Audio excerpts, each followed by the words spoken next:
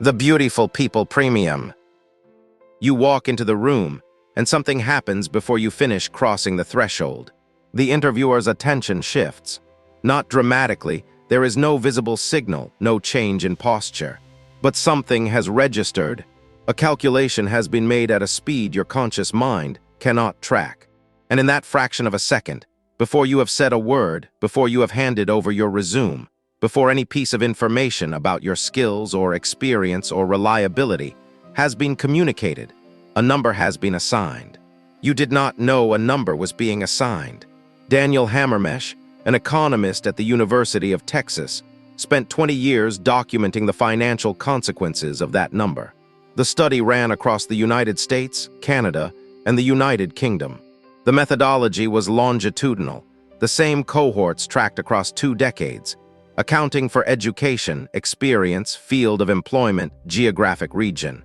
Every variable that should determine income was controlled, and one variable was left: physical attractiveness, rated by independent assessors on a standardized scale. The gap it produced over a lifetime, $230,000. That is not a rounding error. That is a down payment on a house, a retirement account buffer, a child's college education. It is the documented financial value of a hierarchy you have been inside your entire working life. A hierarchy with no application process, no published criteria, no listed rules. It operates through normal hiring conversations, normal performance reviews, normal promotion cycles. It produces real dollar amounts. It is invisible as a system and completely visible in its outcomes. The mechanism, as Hammermesh describes it, is not primarily conscious bias. It is not a hiring manager deciding to discriminate. It is status signaling operating at the perceptual level, the same cognitive shortcut that reads height as authority and a firm voice as competence. Attractiveness reads as health. Health reads as capability. Capability justifies pay. The chain is never examined because each link feels like a reasonable judgment. You have been on both sides of this calculation. You have made it about other people, in a job interview, in a meeting, on a first date, in the first 30 seconds of a customer service interaction. You made those judgments before you knew you were making them. And somewhere, in a hiring room or a performance review or a salary negotiation you can probably identify, someone made it about you. The number they assigned stayed in the system long after they forgot they assigned it. The height-power correlation, $789. That is the documented annual earnings premium for every inch of height above average. Not for athletes, not for people in professions where physical stature is a job requirement. For the working population at large, across desk jobs, service roles, management positions, professional careers. Timothy Judge at the University of Florida ran the numbers across 4 large-scale studies. The correlation is consistent. It survives controls for education and experience. It appears in self-reported income data and in payroll records. At 6 feet versus 5'8", the premium compounds to roughly $3,000 a year. Over a 40-year career, that is $120,000 from a physical characteristic determined before birth. The presidential data reinforces the pattern. Since 1900, the taller candidate has won the United States presidential election 58% of the time. In the post-television era, where voters can compare physical statures directly on screen, the correlation is stronger. This is not a coincidence that politics produces. It is a signal that politics amplifies because it is already embedded in how humans read authority. The mechanism is evolutionary in origin and modern in application. Your brain is running a threat assessment and leadership assessment system that was calibrated when physical size had direct survival implications. Taller individuals were, on average, better able to defend group resources and project physical dominance. The shorthand, tall equals capable of protecting the group. That shorthand is still running. In a conference room, in a performance review, in a salary negotiation. Your amygdala is doing threat assessment on your manager, and your manager's amygdala is doing it on you, and neither of you knows this is happening. You know what this means. Think of the senior people in organizations you have worked in. Think of the physical stature of the ones whose authority you felt immediately, before they said anything of substance. The data is not telling you something surprising. It is naming something you have already experienced and dismissed as a coincidence. The name disadvantage. The resumes were identical. Not similar, identical.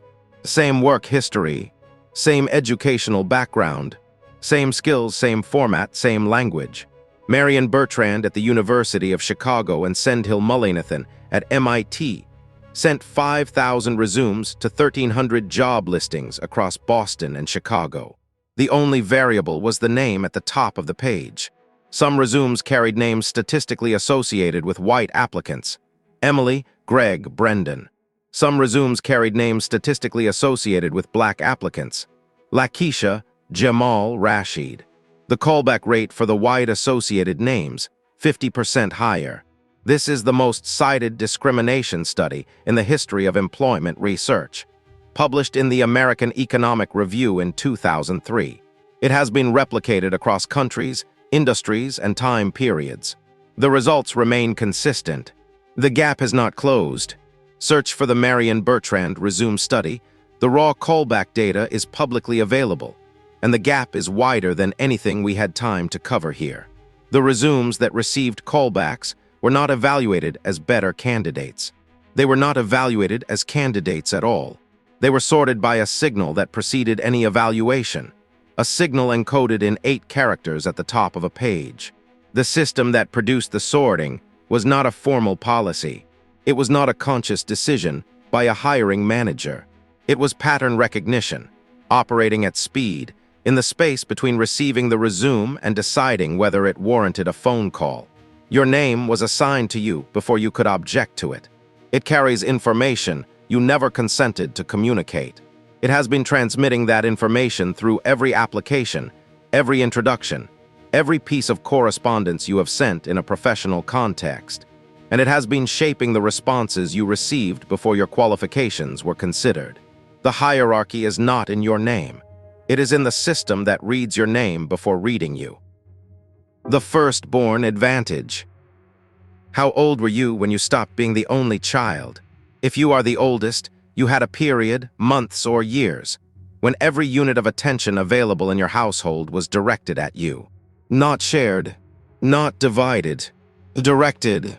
Your questions received full answers. Your frustrations received full responses. Your cognitive development was occurring inside an environment of total adult engagement, because there was no other child competing for that engagement. Sandra Black at UCLA documented what that early period produces across a sample of 250,000 Norwegian military records. The data covered brothers in the same family, same household, same parents, same socioeconomic conditions, controlling for variables that would otherwise introduce noise. The result, consistent across the dataset.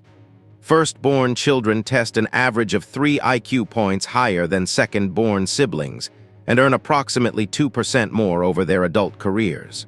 3 IQ points is not a dramatic number in isolation, but it places a measurable distribution shift in outcomes across 250,000 individuals. And 2% annual earnings difference, compounded over a 40-year career, produces a material gap in lifetime wealth. From birth order, from a characteristic determined by the sequence in which you arrived in a family. The mechanism is attentional. A firstborn child receives 100% of available parental cognitive investment before a sibling arrives.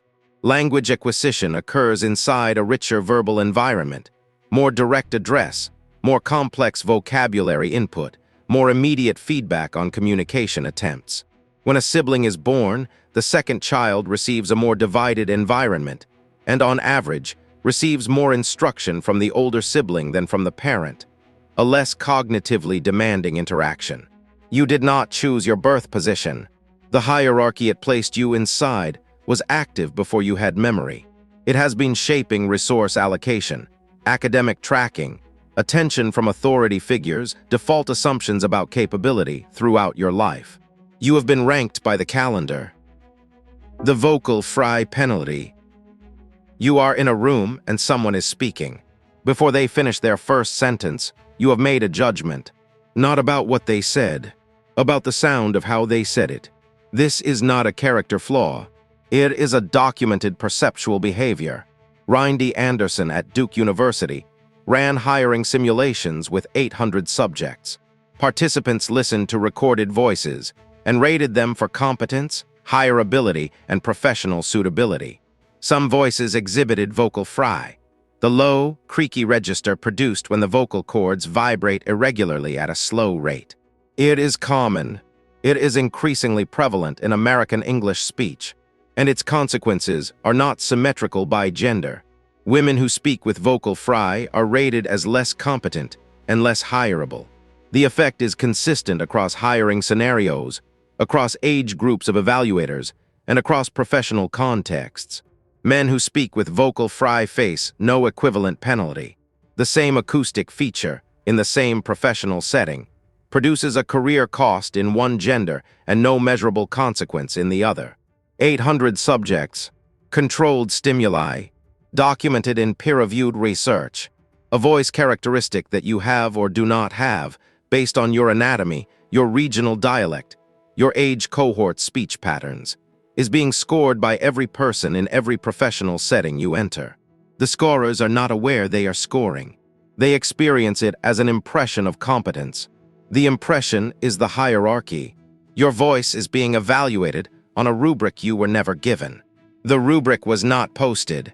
The rubric is not the same for everyone in the room. The accent hierarchy. 3 identical phone calls. The same words. The same inquiry, the same information. 3 voices.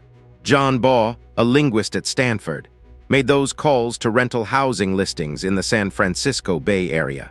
In one call, he used standard American English. In one call, he used African American vernacular English. In one call, he used Chicano English. The question in each call was identical: information about whether an apartment was available for viewing. The callback rates: 70% for standard American English, 30% for African American vernacular English, 25% for Chicano English.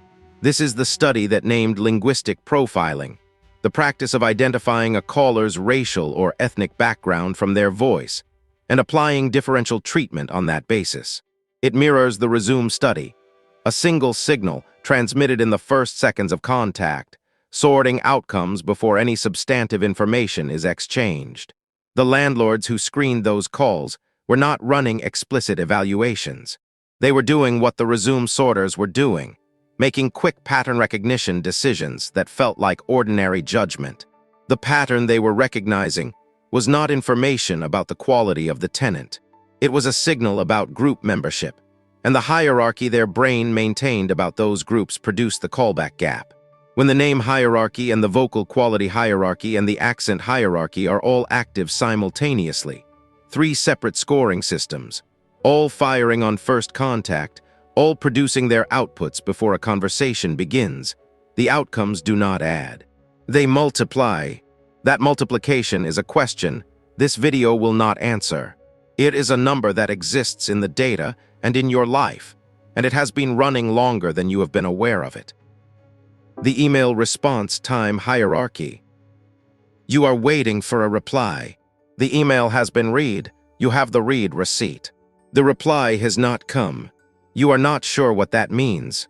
Eric Horvitz, a researcher at Microsoft Research, built a dataset from organizational email behavior. The question he was investigating: does communication behavior encode status? Specifically, does the time a person takes to respond to an email tell you something about where they sit in a power structure?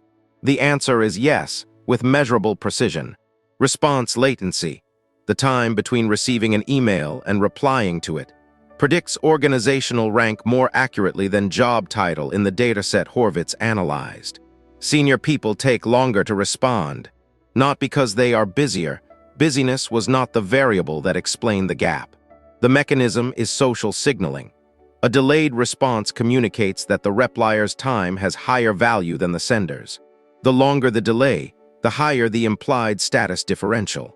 This is a learned behavior, Nobody teaches it explicitly. It propagates through observation. Junior employees notice that senior employees respond slowly and internalize the pattern. The pattern becomes an expectation. The expectation reinforces the hierarchy. An unusually fast reply from a senior person reads as warmth, as personal investment, as an exception worth noting because the baseline is delay. Think of the last senior person who replied to you within 20 minutes. You noticed it.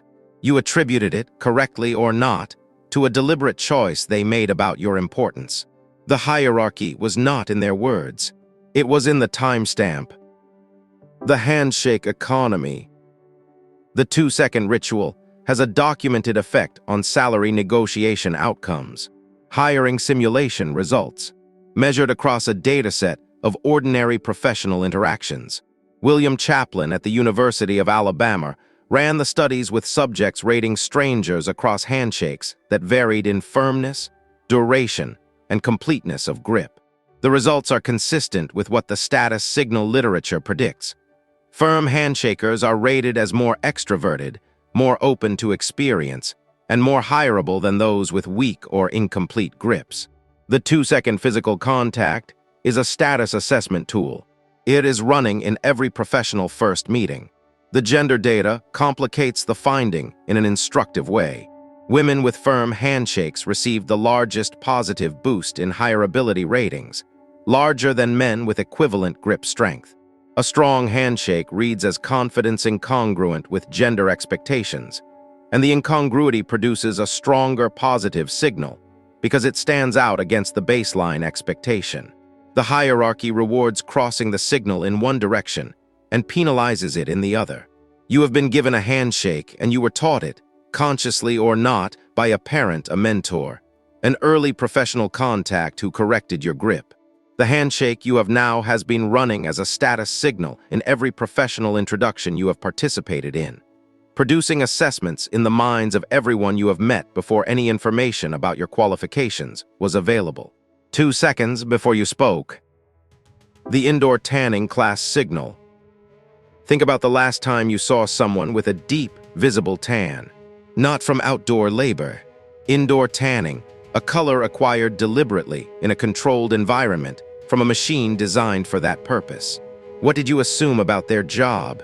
Whatever you assumed, it is probably different from what someone would have assumed in 1960. In the early 20th century, a deep tan was an upper-class signal. It meant leisure travel. It meant outdoor sport. It meant you could afford to spend time in the sun without having to be in the sun for work. The pale indoor worker was at the bottom of the visual hierarchy. The bronzed leisure class was at the top. Diana Lazovich at the University of Minnesota documented the inversion. The shift tracked directly with the rise of the knowledge economy. When status became associated with desk work, with white-collar, indoor, climate-controlled labor, outdoor exposure reversed its signal. A deep tan became associated with outdoor physical work. The upper-class leisure signal became a working-class marker. The inversion happened within approximately 3 decades. The thing that shifted was not the tan. It was the economic meaning of the kind of work that produced exposure. The hierarchy reassigned the signal while the signal stayed the same. Every status signal you are currently reading, every visual cue that your brain maps to a social position, has an expiration date. The mapping is not inherent to the signal. It is a consensus, reached without a meeting, maintained without enforcement, and subject to revision without notice. You are inside a status semiotic system that is constantly rewriting its own dictionary. Most of the entries you have memorized are from an older edition. The credit score is cast. You are standing at a counter. Maybe it is a rental office. Maybe it is a mortgage application desk. Maybe it is a job application for a position in financial services or government security clearance. A context where the form explicitly requests your consent to a background check. Someone types a number into a terminal. The number was generated by an algorithm you have never seen, using data from accounts you may have forgotten you had, weighted by a formula that is not public. A decision is being made about your near future. You probably know the number. Most Americans do, but knowing it does not mean you understand what it is deciding. The Federal Reserve Bank of Philadelphia published research in 2014 documenting the predictive reach of credit scores beyond their intended function. The study found that credit scores predict divorce rates, health outcomes, and mortality rates independent of income, not correlated with income, independent of it. A person with a 620 score and a person with a 780 score, earning identical salaries, live in statistically different Americas. Different probabilities of staying married, different probabilities of developing chronic illness, different life expectancy curves. The score was designed to predict financial reliability. It has become a proxy for life outcomes across domains. It was never explicitly tasked with measuring. It is used in tenant screening, in employment background checks, in insurance premium calculation, in the interest rate offered on a car loan. Each of these applications produces outcomes that feed back into the score. A high interest rate on a car loan costs more money per month. A higher monthly cost strains budget management. Strained budget management produces late payments. Late payments lower the score. The system is self-reinforcing. You are being ranked by a number that predicts your death independent of how much money you make. The system assigned it before you knew it was being calculated. The inputs it used stretch back to credit decisions made in your early 20s. Decisions that felt consequential only in the moment, and that are still producing outputs decades later. This is not the only hierarchy that has been running. It is the most quantified, the most documented, the most direct evidence that the systems we covered today are not metaphors for social dynamics. They are mechanical. They produce numbers. Those numbers move through institutions, and the institutions produce the life you are living. What we covered today is 3 mechanisms in a complete social architecture. The full architecture, every documented hierarchy, every cognitive mechanism behind them. 25 cases total is the next video.